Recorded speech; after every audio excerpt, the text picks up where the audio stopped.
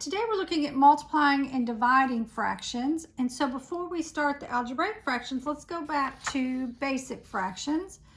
So we did reducing fractions last time, where you factor the top, factor the bottom, and you can cancel out what they have on the top and the bottom, leaving your answer. But today we're going to look at multiplication and division. So back in 0300, we learned for multiplication that you can cross cancel. Let me get the right color pen. Which is, I'm sorry, I'm trying not to shake the table and then my writing is horrible. We're going to cross cancel. And so what we're going to do is factor everything, and then you can cancel up and down, and you can cancel now on the diagonal. Because remember we talked about multiplication at looking on the cross diagonal there. So let's factor the top. 14 is 2 times 7. 25 is 5 times 5. 20 is 4 times 5. And 21 is 3 times 7. So now you can cancel up and down like we did last time, but you can now also cancel on the diagonals. So you do this 5 would cancel with this 5. This 7 could cancel with that 7. And then there's nothing to cancel up and down. Now you can't cancel across the top. 2 would go into 4, but they're both on the top, and so you got to keep the top and bottom separate, but you can cancel diagonal or up and down. So now we just multiply what's left. 2 times 4 is 8, and 5 times 3 is 15. So for multiplication, you just factor everything, and then you can cross cancel. Then let's look at division. When you see this division symbol, that means to flip the second fraction. So I'm just going to go ahead and rewrite it. So this 15/6 stays the same. You change it to multiplication, and then you flip that second fraction. And so anytime you see division, you're going to flip the second fraction. And then just like we did before, we're going to factor everything. So 15 would factor to be 3 times 5. 6 would factor to be 2 times 3. 18 would factor to be 2 times 9. And 5 would just factor to be 1 times 5. You don't have to write that 1 there because it's never really necessary. But for this problem, 9 is really not in simplest form. So really we want to factor 9 to be 3 times 3. You always want everything to be factored completely. And again, in arithmetic, you wouldn't go through this trouble. You would just cross cancel and move on. But I just want to see that factoring is actually the basis of where this comes from. So now we can cancel anything up and down, but do you see, so we could cancel this 3 with this 3. And then we're going to look on the diagonal. I can cancel this 5 with this 5, and this 2 with this 2. And so that leaves everything except for 3 times 3 is 9 on the top, and just a 1 on the bottom. And if you wrote 9 over 1, that would be perfectly okay. But really the answer there is just 9. So pretty much the rules are factor everything, but now we can cancel on the diagonal. So we can cancel up and down or on the diagonal. And so this first one, these, the simple ones, the easier ones sometimes are harder than these down here for most people, but you're just thinking about simplifying on the diagonal. So if you want to factor everything, that's perfect. In fact, let's do that. Let's factor it. You don't have to do this because you could just cross cancel and say 7 will go into 21 3 times. But just to show everything, let's go ahead and factor. So 21 factors to be 3 times 7, and I have 2 B's. 18 factors to be 2 times 9, and I have 6 B's. 9, since that's 9 down there, I'm just going to leave 9 as 9, so we can cross cancel there, and the 7 as the 7. And you see now the 9s would cancel, the 7s would cancel. And so number-wise, I have a 3 on the top and a 2 on the bottom. But now we got to deal with the B's. And so you can, again, cross cancel if you want. But I really think, as I've taught this a long time for this one, it's easier to go ahead and add the B's. So do you see on the top, when you multiply exponents, you really add them. So I have 2 plus 3 is 5 B's on the top. And then on the bottom, I have 6 plus 4 is 10 B's on the bottom. And then remember, when you divide exponents, you really subtract them, and they stay on the side of the larger. So it's really going to be 10 minus 5 is 5 B's on the bottom. And so this is back from 0300, but if you're if that throws you off a little bit, just think visually. You have 5 B's on the top, you have 10 B's on the bottom. When you cancel out the 5, where are the other B's left? On the bottom. So again, if you want to just cross cancel and do this quickly, it's perfectly okay, but I just kind of wanted to write out the long way so that you could see where all that's coming from. Okay, and before division, let's do this one first and then we'll come back to that one. So this one is a multiplication problem. We've got 2 terms, 2 terms, 2 terms, and so anytime you have 2 terms, you want to check for a common factor. And so we're going to just factor everything. This top one has an 8 in common, so that would factor to leave you an r plus 2. The bottom has a 24 in common, so that's going to leave me an r minus 1. This top has a 6 in common, so that's going to leave me an r minus 1.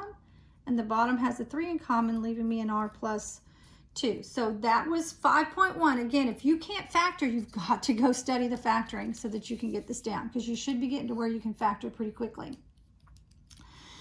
Okay, and then we can cancel on the diagonal.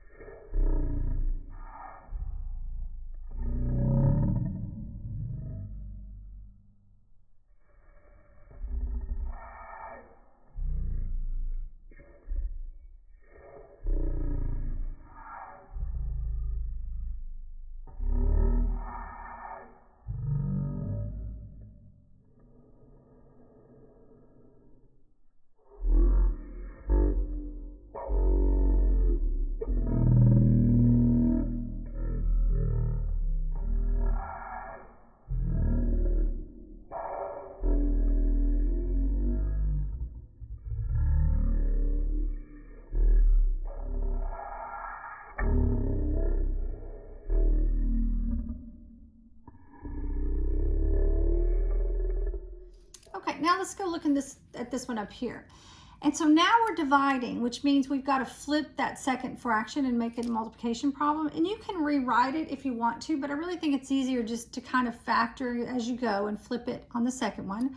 So on the top one, I'm going to take out a 4, and that's going to leave me an n plus 4. And on the bottom, I have a 10. I'm going to change it to multiplication and then flip that fraction. So an 18 goes on the top. And then on the bottom, I can factor out a 3, leaving me an n plus 4. And so now we can cancel our n plus 4s. We can say 3 will go into 18 6 times.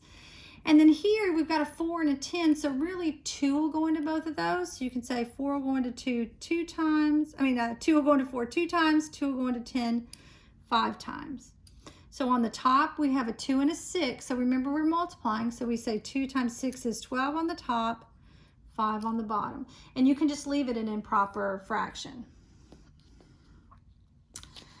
Okay, let's look at this next one. So right off the bat, this one looks weird because the 35 is in front of the number, which should clue you off that it's probably going to be an opposite. And so let's just factor everything. It's multiplication, so we don't have to flip anything. So on the top, I'm going to factor out a 5, and that's going to leave me 7 minus x. I have a 6 on the bottom, a 12 on the top. And on the bottom, I'm going to factor out a 3, leaving me an x minus 7. So when you go to cancel, when you cancel opposites, we talked about this in 6.1, your answer is always going to be a negative. So as soon as I cancel an opposite, I just throw a negative out there because that's what that does. And then here we can cross cancel. 3 won't go into 5, but 6 will go into 12 2 times. So we have 5 times 2 is 10 and a 3 on the bottom. Sorry. So anytime you cancel an opposite, your answer is always going to be negative. Okay, let's look at this next one. So we got 3 terms on the top, 3 terms on the bottom. Neither one of them have a coefficient, so these are the easier ones to factor. But we are going to change it to multiplication and flip this second fraction. So I'm going to go ahead and do that so I don't forget. So there's nothing to factor there on the bottom, but I'm flipping it because of the division. And then I'm going to factor these, and I'm going to factor these. So factors of 2 that add to be 3 would be 2 and 1, z and z. First sign comes down, we're adding so they're alike. Factors of 3 that add to be 4 are 3 and 1, z and z. First sign comes down, we're adding so they're alike. Again, you've got to be able to factor quickly. If you can't, you've got to go back and practice back in chapter 5. And now we can cancel on the diagonal. This one will cancel with that one. This one will cancel with this one. And so we have left a z minus 2 on the top and a z plus 3 on the bottom. And that's your answer. Next one, same thing, except for its division. So we've got to factor everything here, change it to multiplication, and flip this. So if you want to flip it, well, let's go ahead and flip it. You can kind of do it in your head, but sometimes it gets kind of confused. Well, I'll show you the way I would probably do it. So I'm going to factor everything, the top, the bottom here, the top, the bottom here. But because it's division, let's go ahead and start at the back so that I remember to do the bottom is going to be at the top and the top is going to be at the bottom because we're flipping it. So I'm actually going to put this on the top. Factors of 12 that add to be 7 are 4 and 3, z and z. First sign comes down, we're adding so they're alike. And this one's going to go to the bottom. This is the difference of two perfect squares, so it's z and z, 3 and 3, one of them's minus, one of them's positive. So I really just did that to not forget that I need to flip it. And now let's factor these over here. So we're just reading them backwards. Factors of 6 that subtract to be 1 would be 3 and 2, z and z. First sign comes down. We're subtracting, so the signs have to be different. And then factors of 8 that subtract to be 2 would be 4 and 2, z and z. First sign comes down, we're subtracting, so they have to be different. So now we can cancel on the diagonal. So this z minus 3 would cancel with that z minus 3. Nothing will cancel there. They're trying to trick you here because these look like they would cancel, but they can't. That's a negative 4 and that's positive. Those don't cancel, but these would cancel right here and these would cancel right there, just because you can also cancel up and down. So you can do on the diagonal or up and down. So that leaves us a z plus 4 on the top and a z minus 4 on the bottom. And again, you can't cancel those z's because I always used to say they're married when I taught high school. I used to say they're married. These people are happy, these are not happy, but you still can't break them up. So anytime it's plus or minus, those letters have to stay together. And they're not opposites. 4 and negative 4 is opposite, but z's are the same, so you can't cancel them as opposites either. Anytime it's an opposite, they're going to be written with the number first and then the letter. Okay, last one. This is kind of it's not that it's harder, it just takes more time because we've got a coefficient here, we've got a coefficient there, we've got a division, so we have to flip it. And so you're going to end up with, two divisions with all your little factoring things here. And usually when I have one like this, I always go factor the easiest ones first. So like this t squared minus 4 is easy to factor. That's going to go on the bottom here, just t minus 2, t plus 2. And then this 27 t third plus 125, I did my parentheses kind of close together here for that one. Just remember that's going to go on the top. In fact, I'm going to go ahead and flip it. Let's go ahead and flip this because it's going to be times 27 t third plus 125 on the top and the 9t squared plus 21t plus 10 on the bottom. So just keep that straight in your head. So when I go to factor that top one, I'm sorry, it's going to shake the camera when I erase this. Remember, it's got to have I should have done this one, a longer one on the third because it's a cube root. Again, sorry about shaking that camera. So let's go ahead and factor this one that's going to go on the top up here. So when you have a cube root, you cube root everything. So that's going to be the cube root of 27 is a 3t plus 5. The cube root of 125 is 5. And then remember, it goes first times first, or 3t times 3t is 9t squared. Then first times second, 3t times 5 is 15t. And then 5 times 5 is 25. And then this sign came down, and so then it goes opposite, always positive. I know I keep saying that, but if you don't know what I'm doing there, go back and watch video 5.4. Okay, so I factored the two that are kind of quick. These next two are the 3 terms with a coefficient, and you just got to go off and do the work here. So let's do this one first. 3t squared minus 4t minus 4. We're going to multiply. 3 times 4 is 12. I want factors of 12 that subtract to be 8, which would be 6 and 2, t and t. First line comes down. We're subtracting, so they have to be different. I multiplied by 3, so I have to divide by 3. So that becomes a t minus 2 and a 3t plus 2. So I'm going to go ahead and write that in there before I get all mixed up on what I did. I did this one, so it's going on the top. T minus 2, 3t plus 2. Okay, now I need to factor this one. I'll just do it right here. 9t squared plus 21t plus 10. And so we're going to multiply, divide, reduce. So this one's a little harder, but you just got to go through the steps. So we're going to say 9 times 10 is 90.